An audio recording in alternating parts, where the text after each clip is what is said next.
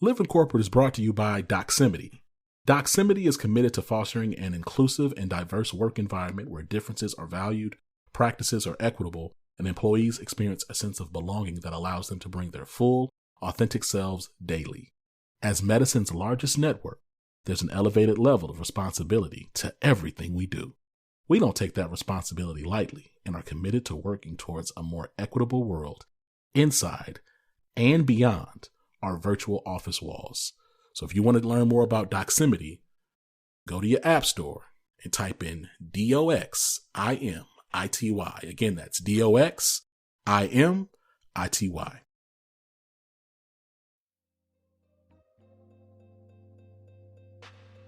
Hey, hello, and welcome. Welcome to the group chat, Radical Change with Vonda Page. Well, so glad to have you. Let me give you a little intro. First and foremost, I am your host, Vonda Page, and I am the Radical Results Mentor for leaders looking to level up and managers making moves. And what I have done is taken my 30 plus years in corporate America, working in the change leadership space, working in the leadership advice space, working in the technology adoption and organizational change space, and decided to bring at least part of that thought work to conversations around radical change on this program. And so, since this is your first time, this is so great. I get to tell you everything about living corporate. And as a reminder for those people who have tuned in before, so Living Corporate is a media network that really focuses on amplifying the voices and the experiences of Black and brown professionals in the workplace. Now, it doesn't necessarily have to be, corporate America. It could be, it could be tech, it could be startups, it could be education, but we really focus on amplifying the experiences. And in this show, specifically the group chat, I focus on what are the solutions needed and how do we think about actions necessary to really drive radical change. And so on the group chat, basically I talk about topics top of mind. And right now today, I'm going to talk about LinkedIn.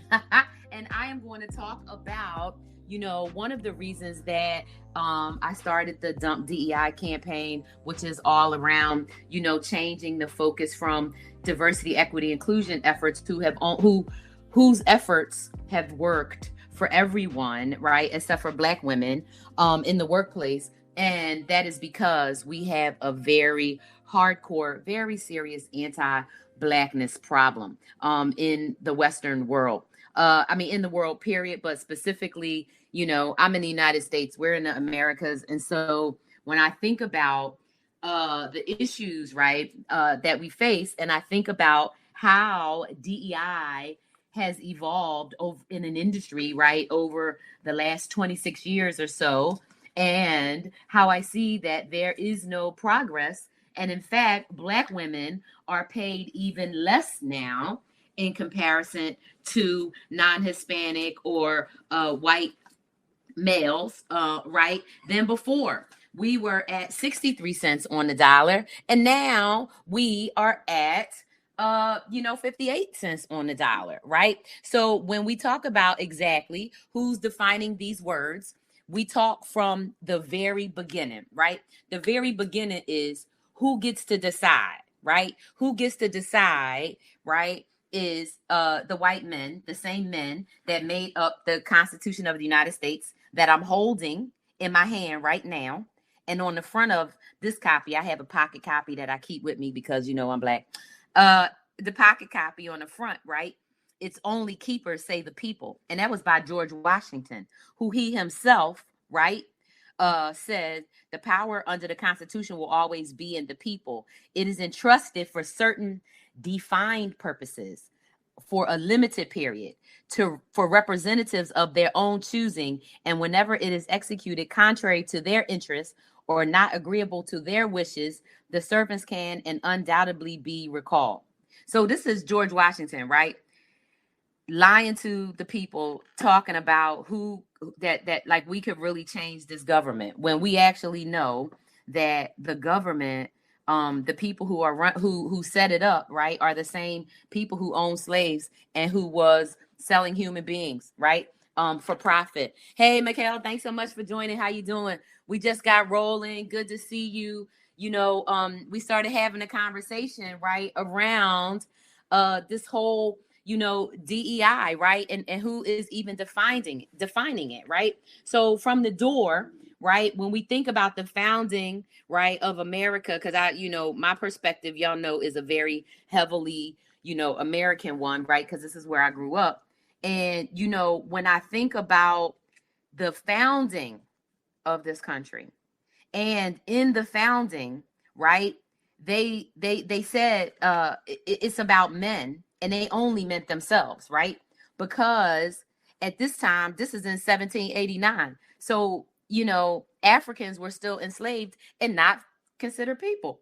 So fast forward to 2022, fast forward to the Microsoft Corporation, fast forward to Apple, fast forward to Wells Fargo, Bank of America, any of them, right? Why would any of these companies, any of them, be really willing to give Black women, Black people, Indigenous people a seat at their table? Because if they don't look like us, it's all starting wrong. And nobody in those rooms that looks like us are fighting for us, right? So when I think about, how when we just look at over the weekend, right? So I'll just take the LinkedIn situation just as a tiny little example. Now, I don't post anything that I feel is controversial. I don't think I post anything that is too out there. I don't use profanity. I mean, I say the word shit, but I always put an asterisk in it, right? In the I don't, I don't think I'm that out there, really, But obviously, I touched the nerve. But the conversation that I want to have today is the nerve of whom I touched. Because I don't believe that I have a lot of hardcore conservatives following me. I only have 58, 5,900. I'm going to have 6,000 probably by tomorrow. But 6,000 people following me. I don't have no Ben Shapiro fans following me. I don't have no Rush Limbaugh fans following me, right? The people that follow me, right, for the most part, are people that I either used to work with at some job I've had in the last 30 years, or they were my clients before or now, or maybe I went to college with them, a few people from high school, but it's basically people I've met in business, right? The other people that I've met and connected with over LinkedIn and via LinkedIn, we met because we have some things in common. Maybe they are, a DEI advocate. Maybe they are a DEI practitioner. Maybe they are a chief people officer, or maybe they have some other role like that, right? And so we cross paths. But anybody who's been following me lately, right? So I've been hovering around 3,000 followers for years, right? And then I got up to 5,000 after I posted about Jane Elliott, and then people started paying more attention. Well, the people who obviously are paying attention are the same people that were following me and the people who are trying to consume my content. Who's trying to consume content about equity, inclusion, diversity, belonging, justice, or whatever, right? It's a bunch of DEI practitioners, number one, right? Professionals. But what do these DEI practitioners and professionals look like that are fighting for their rights, but they're not fighting for Black people to have anything? So when I think about the Asian, Middle Eastern, European, right? All of the non-Black DEI folks out here, those are the people that follow me. Those are the people that's mad that I'm calling out the fact that DEI doesn't work. That DEI, it only works for Asian people, queer people, right? It is not working for Black people. Black people come in Asian body, in queer bodies. Black people come in disabled bodies, right? Black people come in every body that everybody else has, right? Right? And so how is it that the rights and the pay, right, and the equity, right, that other people have been fighting for has gotten gained, and yet Black women are still at the absolute bottom of the pay equity situation, right? Black women are still at the bottom when it comes to raises and promotions, and Black women are still at the bottom when it comes to uh you know uh um uh in addition to pay, raises and promotions, oh, and titles, right? So every demographic, we're still at the bottom. However, Black women are the most likely, right, to want to advance their degrees, their careers, because we have the most advanced education and the most advanced degrees in the workplace, right? And white women are definitely not allies. It's tons of them, right? They are in here to make this money and to do what they're doing and to feel good about what they're doing. It's not about getting the real justice, right? We only need accomplices because our lives depend on it. You 100. You're 100, Jamie. 100. And everybody who has that proximity to whiteness, right? They get to say, well, at least I'm not Black. And they use that proximity to whiteness, right, to their advantage and to continue to shit on Black people. Plain and simple. And so I think that one of the reasons, not I think, I know one of the reasons that I'm being blocked on LinkedIn and reported is because I'm calling it out. Because people, they know that we know. And see, I'm not the one. I'm from Philly, first and foremost. Secondly, I don't play those games, right? I don't work for anyone. So I can say whatever I want. So people can keep on reporting my pages and reporting my posts all they want. It doesn't matter. They're not going to be able to shut me up. I'm going to literally be on Amazon Fire Stick, y'all. I'm going to be on Roku, y'all. Okay. And my YouTube is going to have 5 shows and 5 podcasts. They're not going to shut me up. No one can shut me up. Okay. I know, y'all know, we know that nobody gives a crap about Black people except for what they can use Black people to exploit us, period. And LinkedIn, Microsoft is no different than any other app, than any other company, than any other program, than any of it, right? And so what we have to do, right, is focus on the things that are going to keep us alive, the things that are going to keep us surviving and help us to thrive at the same time. So when I think about, my post getting reported or whatever, I'm just like, bring it on. I really do not care. I don't care because at the end of the day, right? I feel like Serena Williams. They don't like you anyway. Nobody likes us anyway. And if we didn't know that, I think if we didn't learn it and didn't know it, we should have learned it and found out when we saw them throwing young African teenage girls off those trains in Poland, right? Trying to escape the war in Ukraine. The world hates Black people. The world hates Africa and anything African. And in America, right? Because Black people are descendants of Africans, they hate us. And they have used anti-Blackness, right, as the weapon to wield the entire world against the diaspora. And I'm here to say, I see y'all, and I'm not having it. I'm here to say, I don't care who likes it. I don't care who reports my posts. You're not going to be able to report my YouTube channel. You're not going to be able to report my Roku TV shows. You're not going to be able to report all of it. And so what needs to be said is going to get said. Now, what can we do? How can we, how can we address or manage or get progress? How can we make something happen? How can we, really get some progress and get some accomplices, real ones? I think what we have to do is we have to call it out. We have to let people know, hey, we see you.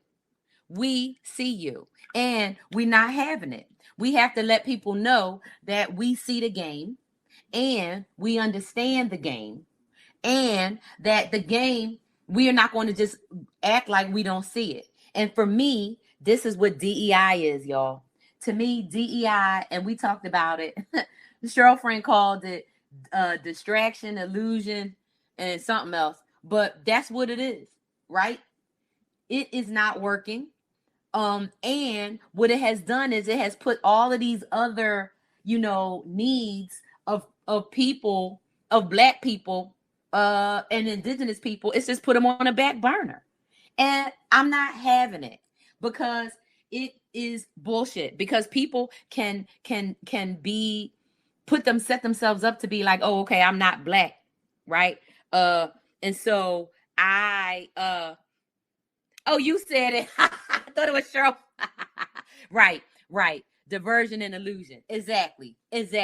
Right.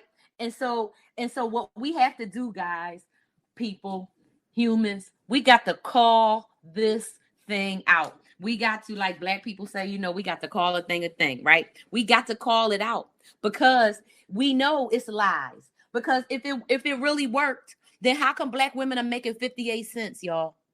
Why am I making 58 cents? Why are we making 58 cents? And why are we pretending that by using words like white supremacy and racism, like that's really helping? Because that keeps the Asian people, the Middle Eastern people, right? Other non-Black people who don't look Black, that keeps them off the hook. That keeps them off of the hook, right?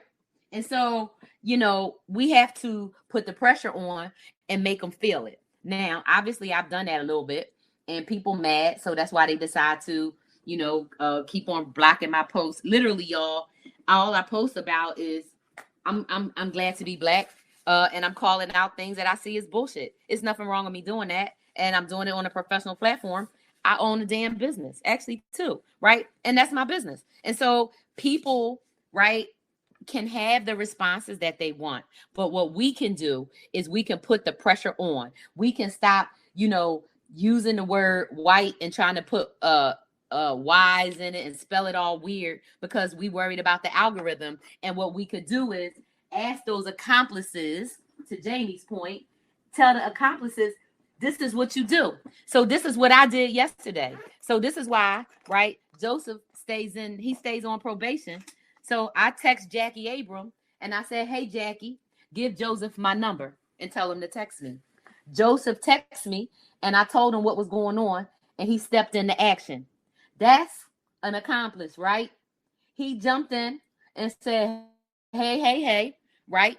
I got restored, but then it kept on happening over and over all day. And so I could never get in yesterday for more than a few minutes, because every time the profile would get restored, somebody else would report it. But right, Joseph went out there, right? He put his profile on the line, right? And he then tagged a whole bunch of people, right? And got it seen, and they unblocked me. But like I said, it keeps on happening. So now that me and Joseph are texting, right, I can say, oh, they did it again, right? But what else we can do, y'all, is continue, absolutely continue to call out anti-Blackness. Call that mess out, and don't let them fall for it. Don't fall for that okie doke, right? I think he is, y'all. I think he is a real one. I think he is. I'm telling y'all, I think he is, right?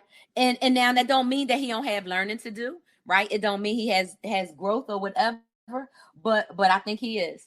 And so, right, a real one, which we know, they put something on the line, right, for other people. And that's one of my things. And when I think about, I'm not going to be able to do it, I'm going to have to upload it, but I'm putting together, and we're going to talk about it now, a YouTube that I was going to do at 1:00. But since I don't have internet because of climate, but we'll talk about that in a second. I live in Oregon, y'all know. And we have an internet outage. And so I am using a hotspot, And so when I went to try to, it looked like the internet was back. So I tried to use my iMac and to log on to here, and it wouldn't work. So then I had to redo the hotspot over and over because of climate. However, y'all, here's the thing. Those people, right, who are working in the DEI space, right, non-Black people especially, and some Black people, but it's mostly non-Black people, right, working in the DEI space, who have not done their own work to examine and understand and unpack their own anti-Blackness. Because I'm going to tell you, and I had a conversation with an Asian friend of mine yesterday about it. Asian people are very anti-Black, period. I talked to my daughter about it too, and she knows tons of Asian people, goes to school with them, has her entire life, or at least since 6th grade, and they're very anti-Black. And so it's not to say that they hate Black people, right? It's to say that what they were learned, what they were taught, what they learned, how they were socialized is just like everybody else in the world, is that Black people are inferior and everyone else believes that they are better, right? The lies that were told about the continent. I did a great podcast the other night with somebody, and he asked me, he's from Nigeria, and he asked me, what did I learn about Africa growing up? And I said, oh, I learned that Africa was the cradle of civilization. I learned that Africa was the beginning of everything. I learned that Africa was where medicine was created and science and instruments and architecture. So I told him I learned that. But he said most people don't learn that, right? And after doing several LinkedIn polls, after asking questions and using my own research, right, from years of being Black and years of working and years of seeing how it is, right? And asking, most people did not have that. Most people got the American whitewash education. I'm curious, in Europe, what kind of education, right, do they talk about Black people, right? Right? She said she could wait a minute. A white woman told you she could relate to your experience because she's a woman. That is even more crazy. That is super crazy. That's super crazy. So not did she tell you she could relate to your experience? She's a woman, first of all. But see, that is the gall, right, of white people, right, of anti-Blackness that makes everybody think they know Black people. So they know what's best for Black people. They know, whatever they think they know, right? That is insane. It's insane. So Europe is exactly okay. So Europe is the same as America. So same bullshit education. Okay, right. So then that would make sense, right? In how those same prevailing attitudes and those same prevailing mindsets, what they go transatlantic, right? There is no no barrier, no ocean that keeps anti-Blackness at bay, right? So the Pacific Ocean nor the Atlantic Ocean can keep anti-Blackness back. Which, so what does that mean, right? That means we got a lot of stuff to do, right?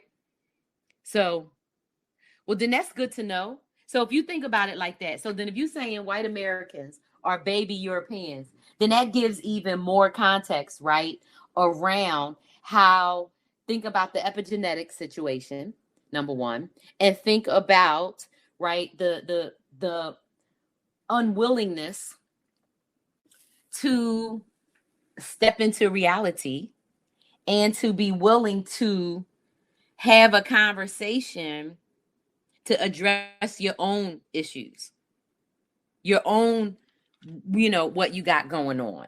And so if we think about it like that, right, everything America they got from Europe, right? So they picked, so the Europeans brought all their BS over here, right? So they brought all of the colonialistic, imperial, colonizer nonsense, right, over here. And right, since that's supposed to be, like the bastion of education and thought, right? People who got educated in Europe. So a lot of East Asians, right, who get educated in Europe or brought up under British, rule, right, then it makes sense why they would have those anti-Black attitudes. It would make sense why they would have those anti-Black attitudes, right? So, I want to, did they have the best to send? Because this is what I think about. We talked about that. Their best is the ones that's telling everybody what to do, right? The best are the ones sitting up in the castles, right, collecting all the stuff that they sending to pillage and steal everything. So think about it, right? If you were the king, right, and you said, okay, I want to go around the world and get everything, you got to send your dirtiest, you got to send your meanest, you got to send your most disgusting, you got to send the ones that's going in, right, that's going to fight the dirtiest, right? You got to send in the ones that's going to be the nastiest, the meanest. And so that's who we got. And now their descendants, right, are the ones running Microsoft and every other big company. And the people who think that, hey, one day they could be running Microsoft or Tesla or Amazon or any other big company, right, don't realize that they were themselves conditioned with such a high level of anti-Blackness that, that they don't get it. And for the Black people, right? So for Middle Eastern people, for Latino people, for Asian people of, the entire big ass continent of Asia, right? What did they learn about Black people in Africa, right? Africa is good enough to steal humans and steal every last resource naturally, but we're not good enough to run anything. We're not good enough to get paid the same, because they really believe, right, in that system that was set up, right, in the 1600s, right? And I believe that they set it up before that, because Columbus was over here in 1492. So we know they started before that, but I think it was just the records and how well the records were kept. So with that being said, right, we know, right, what has been going on all this time, and we know that, right, the nastiest of the nastiest, exactly, right, the ones who was down to do the horrible stuff, the one who was able to kill 100 million human beings here, right, the ones that was able to throw bodies in the ocean, the ones that was able to decide, okay, are we going to do a loose pack, on this trip, or are we going to do a tight pack? So they sent the dirtiest. They sent the nastiest. They didn't send the refined ones that know, how to eat at a table with 7 forks. They didn't send the people who went to cotillion, right? That's not who they sent to do the dirty work. Those are the Bushes and the Cheney descendants who they chilling, right? Acting friendly. They're not out there marching in Charlottesville, and, they're acting kind and civilized, right? And they hiring Condoleezza Rice and Colin Powell type people, right? And so when we think about what we are dealing with, y'all, the element of what we dealing with, right? The heinous thieves and killers and rapists, that's all we dealing with, right? Their descendants, right? And the few oligarchs, right? That's the 700 that are wearing their, 7,000 Brooks Brothers suits, and they dripping in Chanel and whatever. Those people don't give a crap. They do not give a crap about all of those people that they sent to do their dirty work. But those people that they sent to do the dirty work, the people that weren't their best, right? They in it for the long haul. They in it for the fight. They are in it to win. And now, make no mistake, y'all, that when the previous orange United States president got his compound, examined for all the documents he stole, he is setting up telling people get ready for civil war. So if you think that's not going to extend to LinkedIn and to other social media platforms, it definitely will, because those people are in formation, as we say, right, to take action for what they believe in. And this DEI thing is another freaking masquerade of nonsense. It is. It's Agent Orange, and he is the devil Straight up. You know what? I was thinking about Malcolm X the other day. I think about Malcolm X a lot, his speeches. And I was thinking about, how he talked so much about the devil, and how he gave us such good and clear warning. And I remember, in the 80s, right, when Agent Orange had his TV show, right? And I used to watch it faithfully. The show was called The Apprentice. And I used to watch it every week. Like, we had TV then. You only could watch things when it came on, right? And I remember thinking, he is such a scammer. But people really believe that he is a businessman because he is a showman, just a show person. And when he came down that escalator in 2015 and he said Mexicans are rapists, I said, oh my goodness, right? I said, oh my goodness, right? He is going to become the president. I knew he was going to win. I know he was, right? And I don't think anybody's offended by calling him that. Hopefully not, that was a long time ago when those chemicals were out. But like, he is the devil, right? And think about, right, we talking about the Europeans that came over here. Think about the depraved stuff that's been happening. Think about the depravity, right? And how anybody who speaks up or tries to fight back, right? What happens? And so we out here talking about how DEI doesn't work. We're out here talking about how companies, they absolutely know for a 100% certainty that they have not made any significant gains. They have not done anything significant when it comes to DEI, if you're talking about Black people or Indigenous people. And all of these BS reports, including the one from LinkedIn, okay, they do not give you any real data. They do not give you any significant data at all, right? What they do is they tell you what you want to hear is, oh, you're making progress. Well, as far as I'm concerned, if I don't see the numbers, you're lying. And I think we know that if we're going to talk about them, right? Right. And who does that? Exactly. How about it, y'all? Right. America. Who does that?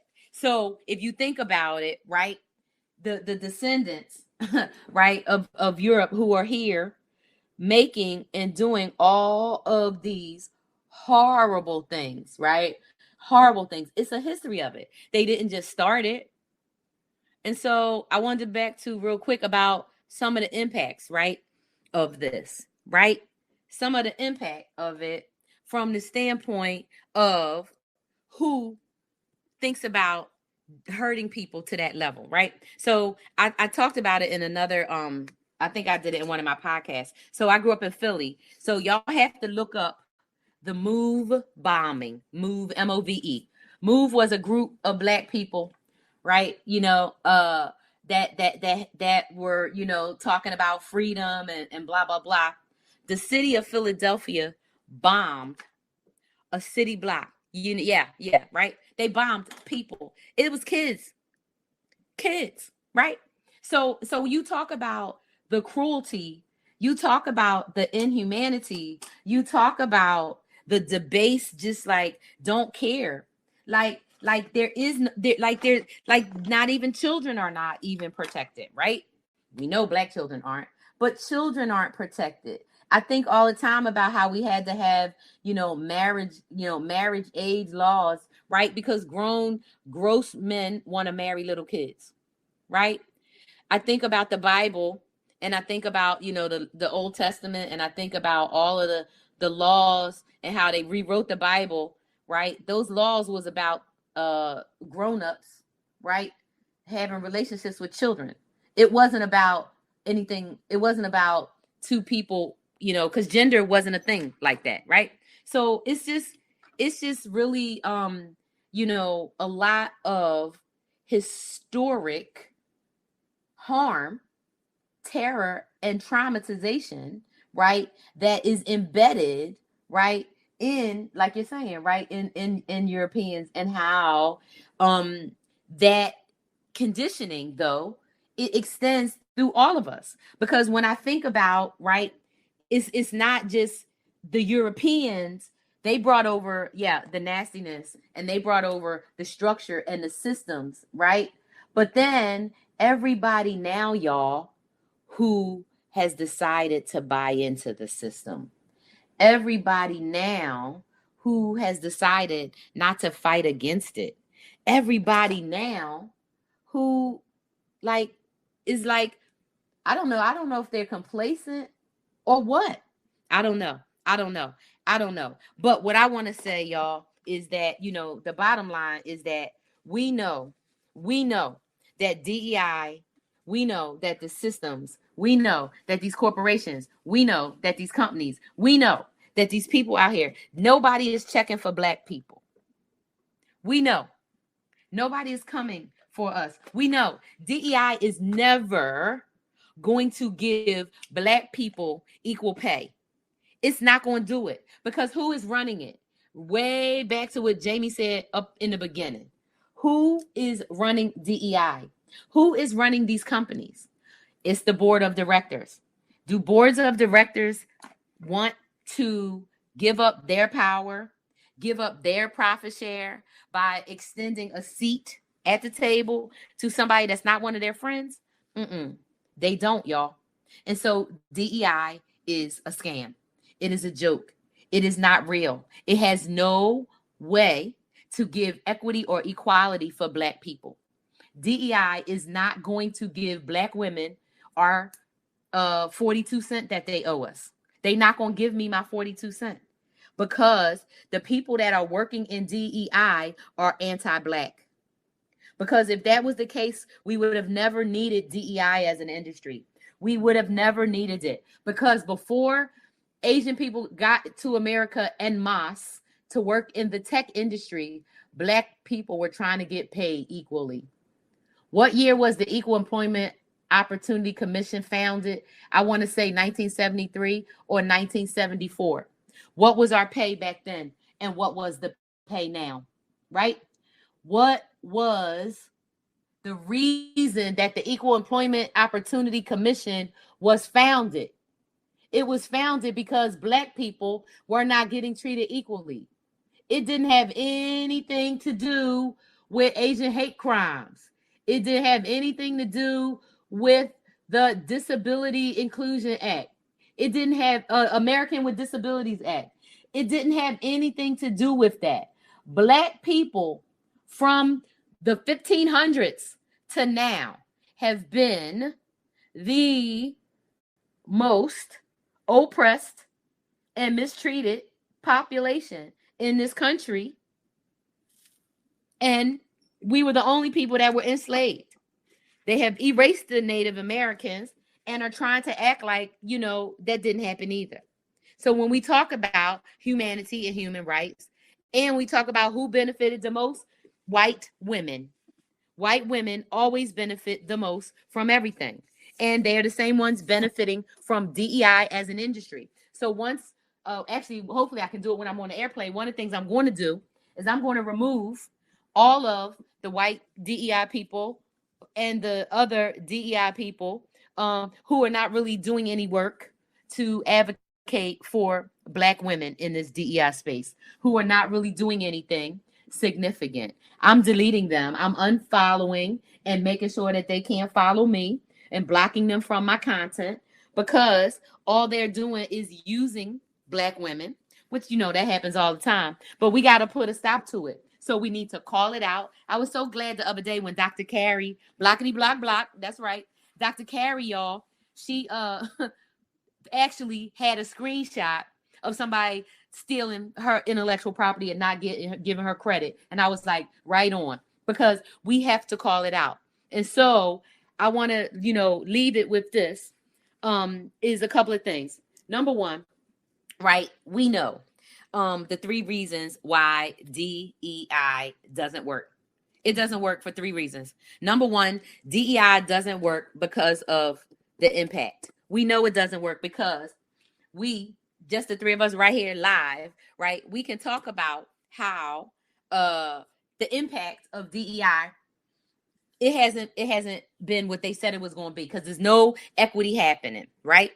So that's why DEI, we can prove we need to dump DEI, because the impact we were promised, the impact, it doesn't work. That's number one. Number two, the individuals in DEI, right? The individuals in DEI, they haven't done their homework. They are anti-Black, period. It's not about racism, because that's why Asian people could say, well, I'm not racist.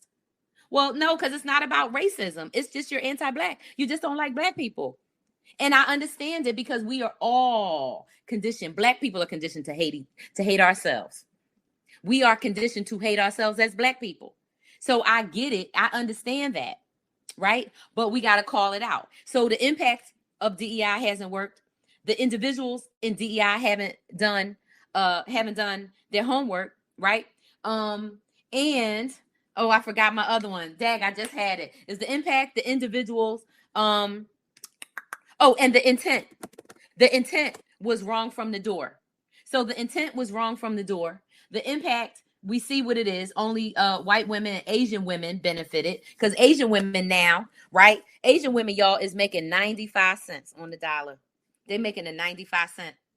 And Black women making a 58. They making 95 cents. They up jumped white women. Nobody gives a damn about the impact. So that's why we got to talk about it, right? So the reason we need to dump DEI is because the intent was wrong, right? The individuals doing it are wrong. And the impact, right, is nothing but negative. And when you harm, exactly. And when you try to hold them accountable, they come back with the bullshit. It's 2 white women on LinkedIn that owe me $1,800. I told them I want my money for the emotional and psychological damage that you did, right? We did a business venture together. They abused me the whole time, and they won't give me my reparations. I asked them for the money over Venmo and what's the other one? PayPal. Of course, I don't expect them to give it to me, but I asked them for it anyway. But my point is that, these people that are working in DEI are not the people. And DEI is not the industry. And right. Exactly. Oh my God, that was so horrible. Right. Screenshots and share and tag and share even more. Exactly. Because we need to hold these people accountable, right? Because what we have to tell people is that is an anti-Black attitude. It's anti-Black, period. So I'm going to be having conversations around anti-Blackness. I am going to be having conversations about unpacking it. You know that I'm running a Dump DEI campaign. I'm going to be doing all kinds of events and things. My book is called Dump DEI. Listen, I can't, Jamie, this is your first time joining, and I'm super happy you're here. Mikkel knows me. I'm not playing. I don't play when it comes to Black people getting killed. I don't play when it comes to our not being able to make money enough to take care of our family. I don't play when it comes to racism, anti-Blackness. I don't play in these streets, right? Hello, didn't come to play with these hoes. That's right. We slay all day up in here. Listen, I'm from Philly. Y'all saw my sign, my shirt I got this weekend. Pro-Black, pro-brown, pro-trans, pro-science, and pro-ho. All the way. Okay? All the way. So that's what we going to do, y'all. We out here. She our people. We out here in these streets. Listen, y'all, don't give up the fight. It is our duty to fight for our freedom. It is our duty to win. It is our duty. Okay? And listen, we don't have nothing to lose but our chains. We have nothing to lose but our chains. Every Black woman that I have ever studied under, listened to, Assata Shakur, Angela Davis, Sonia Sanchez, they know what they're talking about, right? Listen, we can fight, but we can't fight the master using his tools. But what we can do is we can call people out, and we can stand up and say and do the right thing. And hey, call out the coons and the kinfolks that ain't doing the right thing, right? The skinfolk, if they ain't right, call them out. So, hey, thank y'all so much for joining. I appreciate you. Thank you so much for joining. Hey, check out the old episodes. You can jump in anytime. And hey, I will see y'all next week on the group chat. Take it easy, y'all. Appreciate you. Thanks so much. Living Corporate is brought to you by Textio. Today's top talent is everywhere, representing everyone. And our work environment should reflect the level of inclusion to meet that standard. Textio achieves this in building more equitable company cultures through the language we use in our job postings. That culture is formed one hire at a time, making the words we use to reach more diverse candidates all the more important. Our advanced language insights and employer brand content is what drives our mission of inclusion. Through our industry-leading application of artificial intelligence and machine learning, we're able to widen companies' reach in finding and building upon the very diverse talent that empowers a culture of belonging. Every door should be open to every qualified job seeker. Again, that's Textio.